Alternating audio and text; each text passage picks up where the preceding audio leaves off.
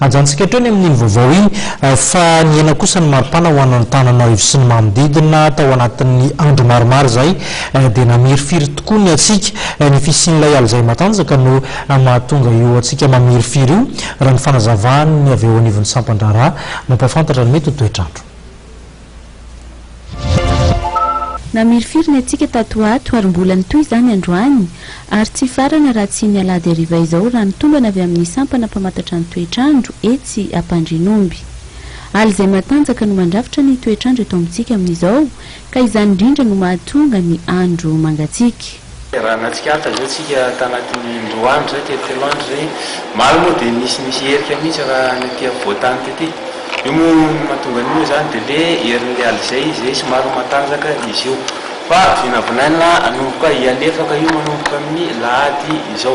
Vokatr'izay zany dia tompo hiatsaratsara indray ny androtsika amin'ny lahady sy amin'ny latsinaindy. Raha momba ny lahady moa zany dia somary androandroana maraina fa ny tolakandro dia vinavinaina fa zavana zany mikibalika mihitsy ny masoandro. Ny latsinainy moa dia izavona ny maraina ary efa misava zany izy dia balika ny masoandro ny tolakandro. Midina ihany koa ny maripana eto Andrenivohitra izay milatsaka 10 degré hatramin'ny 12 degré Celsius ny ambany indrindra raha toa ka tsy ohatra ny 12 degré ny ambony indrindra raha pitso. Midina hatrany amin'ny 9 degré kosa ny maripana any Antsirabe.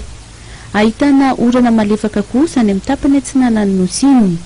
Mila mivonona amin'ny akanjo mafana hatrany araka izany ny rehetra indrindra fa ireo marefo ara-pahasalamana amin'ity farany herinandro ity hisorohana ny aretina ateraky ny atsika. Ny alady ariva sy ny alatsinainy kosa no vinavinaina fa isy ny hafanana. Ao anatin'ny fanamariana 20 taona ny fiangonana Apokalipsy eto Madagasikara.